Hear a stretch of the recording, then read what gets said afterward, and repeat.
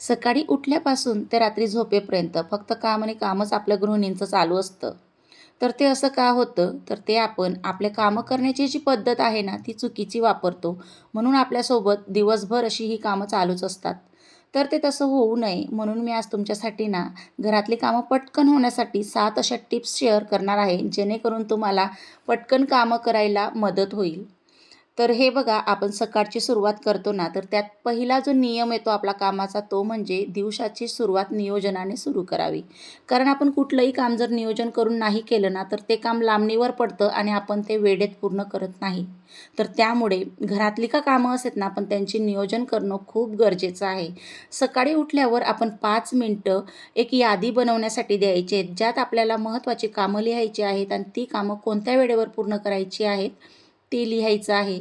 याने काय होईल, कामं कोणती करायची ते आपल्या डोक्यात राहील आणि आपण वेळेनुसार ती कामं पूर्ण करत जाऊ. पहिले एक काम पूर्ण करायचं, तेव्हाच दुसरं सुरू करायचं हे देखील त्यामध्ये आपल्याला नोट करायचं आहे. नाहीतर आपण एक काम करतो, त्याला सुरुवात करतो आणि ते अर्धतीतच सोडून पुन्हा दुसऱ्या कामाला सुरू करतो. त्यामुळे एकही काम आपलं कंप्लीट होत नाही. म्हणूनच प्रत्येक कामासाठी नियोजन हे महत्त्वाचं आहे. आणि त्यानंतर दुसरी गोष्ट म्हणजे वेळ ठरवायची. कारण आपण जेव्हा शाळेत जायचो तेव्हा देखील आपल्याला एक वेळापत्रक दिलं जायचं. म्हणजे आपल्या वेळापत्रकनुसारच जे काही शाळेतले पिरियड्स वगैरे असायचे ते व्हायचे. कारण का प्रत्येक गोष्टीला आपण जर वेळ दिली ना, तर ती अगदी व्यवस्थित आणि टाईमावर होऊन जाते. प्रत्येक कामाला आपण साधारण किती वेळ द्यायचा हे आपण ठरवायचं आहे. जसं की भांडी घासायला 15 मिनिटं, कपडे धुवायला 30 मिनिटं असे आपण म्हणजे वेळ ठरवायची आहे. आपण आपल्याला जेवढा कामाचा वेळ लागतो ना, तेवढा तो ठरवायचा आणि त्या पद्धतीने कामं करत जायची. यामुळे काय होईल, कामं वेळेवर पूर्ण होतील आणि पटकन होतील. उगीच कामं लांबणीवर पडणार नाहीत.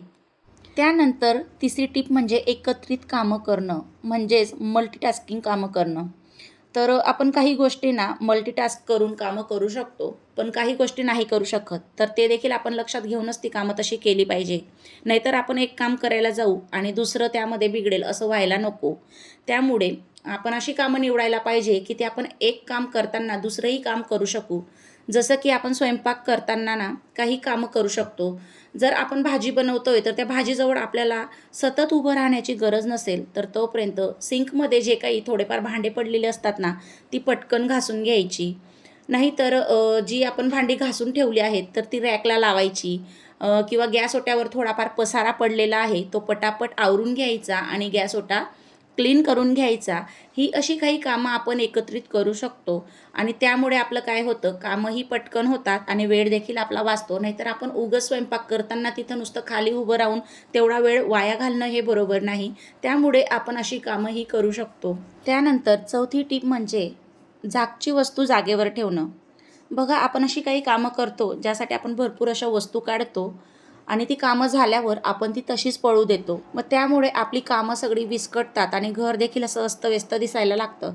तर आपण ते तसं न करता आपण काम झाल्यावर जी वस्तू काढलेली होती ना, ती लगेच जागच्या जागी ठेवायची. त्यामुळे घरातला पसारा कमी होतो आणि कामं देखील आपली कमी होतात. जसं की जेवणाला बसल्यावर आपण भरपूर असं सामान काढून आणतो. जसं की आपल्याला लोणचं पाहिजे, किंवा जेवणच्या प्लेटा, पाण्याचा जग वगैरे अशा आपण भरपूर वस्तू जेवणाला बसल्यावर काढतो. तर जेवण झाल्यावर लगेचच त्या वस्तू उचलून जागच्या जागी ठेवल्या ना, तर तिथं पसारा होत नाही आणि पटकन आपली कामं आवरली जातात. आणि दुपारची भांडी वगैरे जेवणानंतर लगेच घासून घ्यायची. जर ती तशीच आपल्या याला पडून राहिली सिंकला, तर भरपूर अशी ती लांबणीवर पडतात आणि नंतर आपल्याला कंटाळा येतो. आपण जर कुठे बाहेर गेलो आणि आपण दुसरे कपडे घालून जातो बाहेर जाण्यासाठी आणि ते तिथून आलो की म्हणजे आपण थकून येतो आणि ते कपडे तसेच चेंज करून बेडवर फेकून देतो. तर ते तसं न करता ते लगेच हँगरला लावायचे आहेत आणि जर हँगरला लावायचे नसतील, तुम्हाला लगेच दुसऱ्या दिवशी धुवायचे असतील, तर लगेच ते तुमच्या लॉन्ड्रीच्या टबमध्ये टाकून द्यायचे.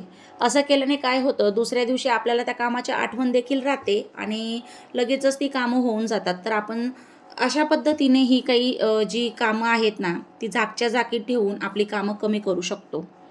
त्यानंतर 5वी टिप म्हणजे आधुनिक साधनांचा वापर. म्हणजेच आपण जी काही घरातली कामं आहेत ना, ती गॅजेट्स वापरून करू शकतो. जसं की वॉशिंग मशीन, त्यानंतर मिक्सर वगैरे, हँड ब्लेंडर वगैरे अशी आपण छोटी-छोटी जी गॅजेट्स आहेत ना, त्यामुळे आपली कामं सोपे करू शकतो.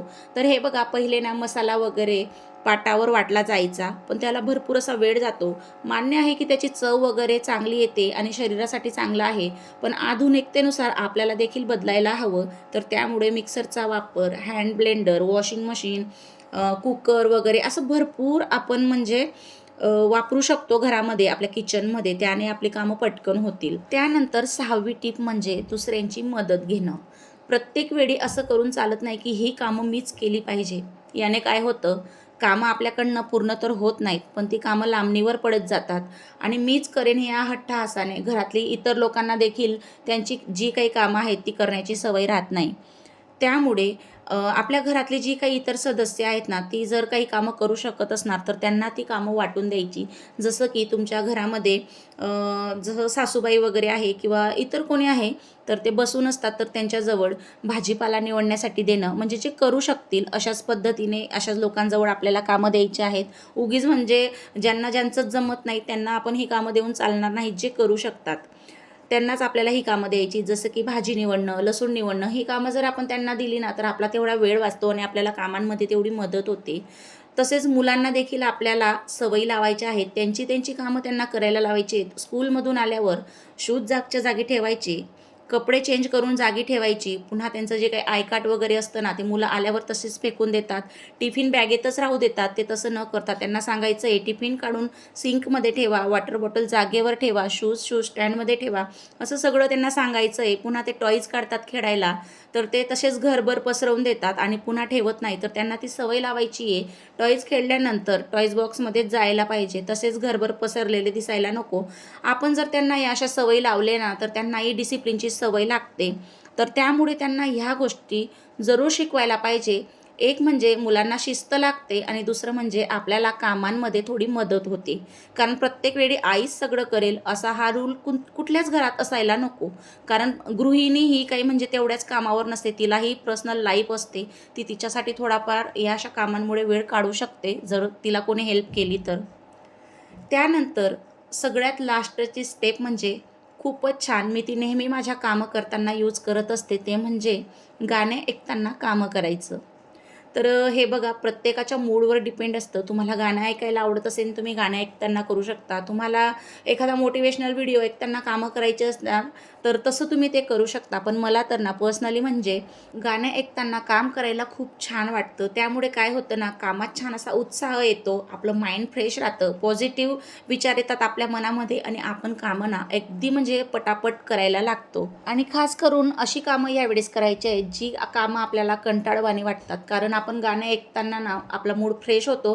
त्यामुळे ती कंटाळवाणी कामं देखील आपल्याला छान वाटायला लागतात आणि ती कामं आपण पटापट करून वेळेवर पूर्ण करूनच टाकतो. त्यामुळे अशा काही टिप्स आहेत ना, त्या आपण फॉलो जरूर करायला पाहिजे. या टिप्स जरी छोट्या असल्या तरी देखील आपली खूप अशी मोठी मोठी कामं ह्या टिप्स करून जातात. त्यामुळे तुम्ही देखील जर गृहिणी असाल किंवा वर्किंग वुमन असाल, तर तुम्हालाही कामं वेळेवर नियोजनानुसार पटकन करायची असतील, तर ह्या टिप्स तुम्ही नक्की वापरून बघा. तुम्हालाही या टिप्सचा फायदाच होणार आहे. तर कोण कोण अशा टिप्स वापरून काम करतं, मला कमेंट करून नक्की सांगा. तर आज ना मी तुमच्यासोबत अगदी सोप्या साध्या पद्धतीच्या ज्या काही टिप्स होत्या ना, त्या शेअर केल्या. असेच छान छान व्हिडिओ मी पुढे घेऊन येणार आहे. त्यामुळे जर तुम्ही चॅनलवर नवीन असाल ना, तर प्लीज चॅनलला सबस्क्राईब करा, व्हिडिओला लाईक करा आणि तुमच्या फ्रेंड सर्कलमध्ये हा व्हिडिओ शेअर करा. म्हणजे तुमच्या मैत्रिणींना देखील कामांमध्ये थोडीफार मदत होईल अशा या टिप्समुळे. तर त्यामुळे व्हिडिओ नक्की शेअर करा. आणि आजचा हा व्हिडिओ ना मी इथं स्टॉप करते. भेटूया अशा छान छान नॉलेजेबल व्हिडिओसोबत. तोपर्यंत बाय अँड टेक केअर.